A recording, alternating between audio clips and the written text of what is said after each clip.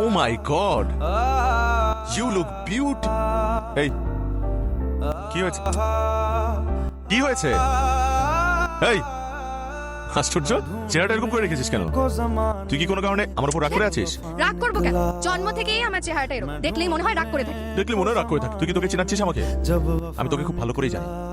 সমস্যা কি বল? সমস্যা কি তুই বুঝিস না? কথা নেই বার্তা নেই, হুট করে আমাকে ফোন দিয়ে বললি বিয়েটা আমি করে ফেলছি। জয়ী শুনছো? কেন কেন তোর বিয়ে করতে হবে? তুই মাত্র 2 দিন হলো পড়াশোনা শেষ করেছিস, তুই একটা ভালো চাকরি করবি, তুই নিজে ক্যারিয়ার করবি, এস্টাবলিশ হবি, তা না বিয়ে করার জন্য পাগল হয়ে গেছে। ইস, কানের কাছে চিৎকার করছে। তো তোর মুখে শোভা পায় না। এই কথা যদি পাত্রীর মা বলতো তাহলে একটা কথা ছিল। পাত্রী মা তো আমাকে কিছুই বলেনি। সে আমাকে বলতে পারতো যে তুমি যে আমার মেয়েকে বিয়ে করতে চাও, কি করো তুমি? তখন আমি বলবো আমি বেকার, আমি কিছুই করি না। যে তুমি আমার মেয়েকে খাওয়াবে কি? আমি বলতাম আমি যা খাই তাই। আমাকে জিজ্ঞেস করতো যে আমার মেয়েকে কি তুমি সুখী রাখতে পারবে? তখন আমি বলতাম এই প্রশ্নটা আপনি আমাকে না করে আপনার মেয়েকে প্রশ্ন করুন যে সে কি আমাকে সুখী রাখতে পারবে কি।